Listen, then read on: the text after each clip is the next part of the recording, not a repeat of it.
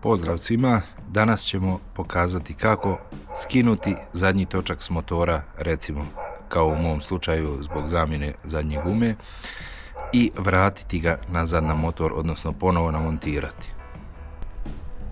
Prvo je potrebno motocikl postaviti na centralni štender ako ga imate, ili na servisne štendere, ili šta ko ima, uglavnom tako da je zadnji točak slobodan i da je motor čvrsto i stabilno postavljen. Prvo ćemo skinuti zadnji blatobran i zaštitu lanca koji su kod Yamahe TDM 900 ovako u jednom komadu.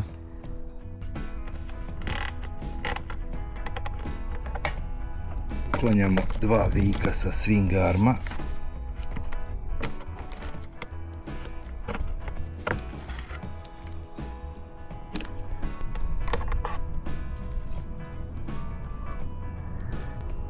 Zatim uklanjamo plastične kopče.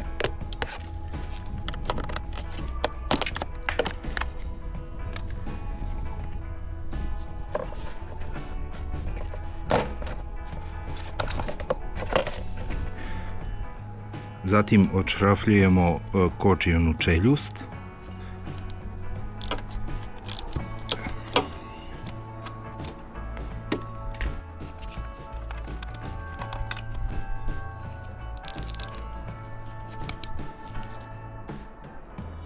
Po manualu bi sljedeći korak bio da otpustimo ove španere lanca. Međutim, evo, ja ću pokušati to da uradim bez otpuštanja. Pokušat ću samo da odvrnem ovu maticu osovine, da izvučem, popustim i izvučem osovinu tako. Otpuštamo maticu, centralnu maticu zadnje osovine.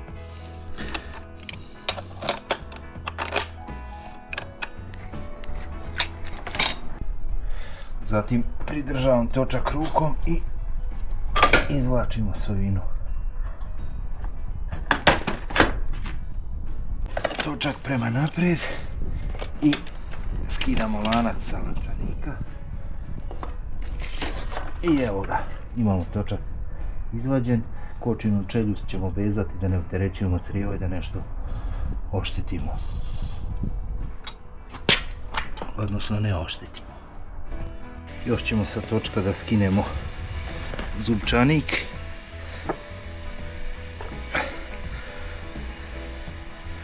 I ujedno da pogledamo u kakvom su stanju ovi ublaživači gumeni.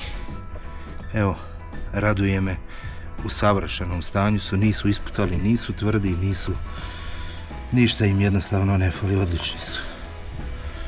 Sad možemo da nosimo, operemo malo felnu i nosimo točak i novu gumu nazad.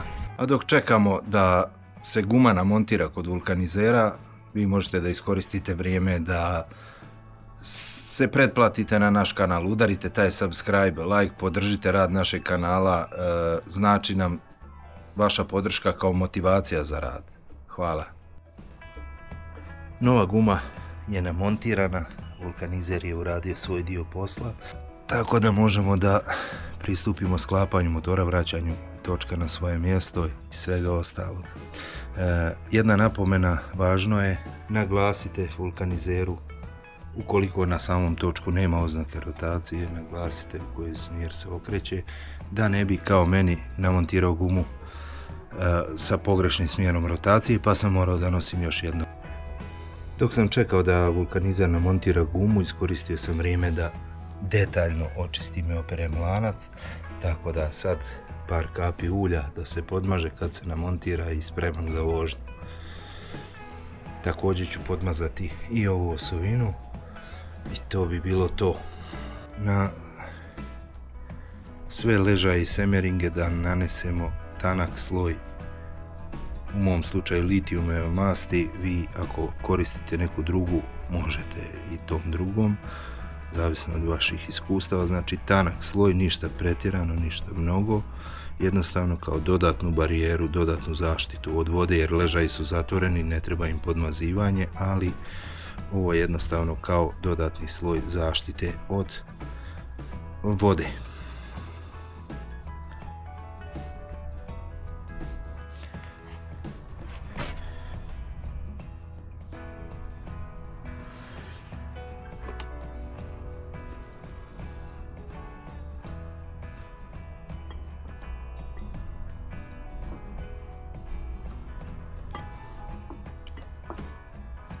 Naravno, podrazumijeva se da smo sve prethodno dobro očistili.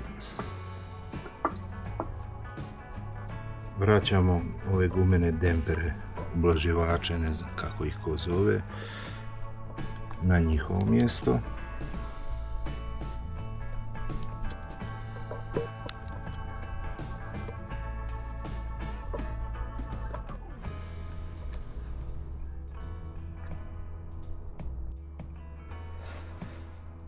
Vraćamo i zadnji lančanik na njegovo mjesto.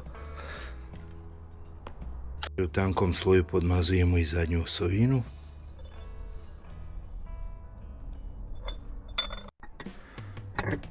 Točak ubacimo na njegovo mjesto, stavimo lanac na lančanik.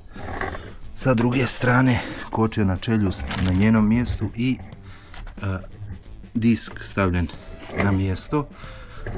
Napravio sam ovako nešto improvizovao kao polugu kojom ću da dignem, da ubacim osovinu i to je to.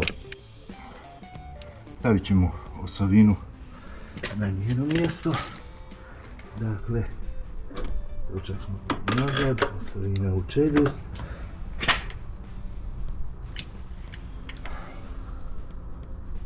Zategnemo i malo nogom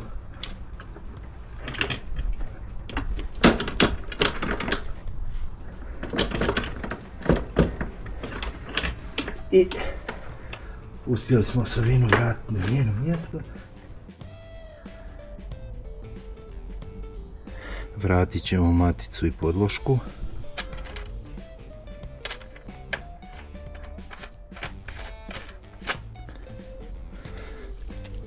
Prije nego što nastavimo sa radom, provjerit ćemo da li se sve normalno okreće. Sve kako treba. Zategnut ćemo kočenu čeljust, taj šraf koji drži za swing arm.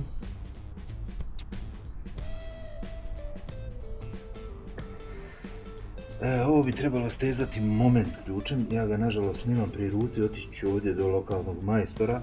Ovo je privremeno, znači on se negdje steže na 4 kg. Isto važi za centralni šraf na osovini, on se steže negdje, čini se, na 15 kg. Također ću odraditi kod majstora u komšiluku ovdje, pa vam to ne mogu snimiti. Ali evo, taj dio ostaje nam još da dotegnemo maticu na osovini i stavimo štitnik lanca i blatobran, s tim što ću prvo da provjerim zategnutost lanca, iako nismo dirali ove španere, ali provjerit ću za svaki slučaj. Dotežemo maticu na osovini.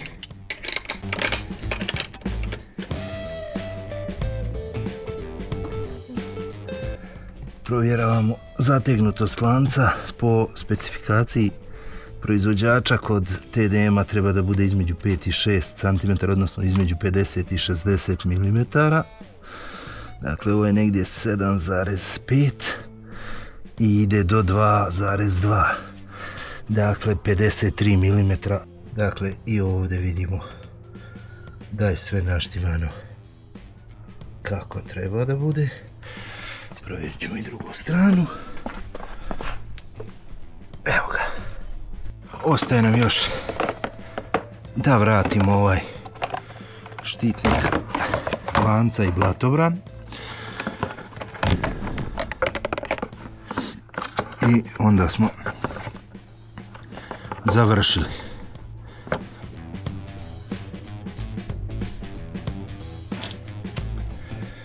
Vraćamo dva vika na njihova mjesta.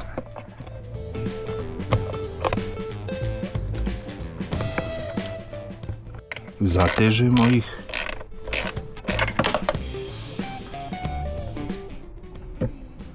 Zatim vraćamo plastične kopče.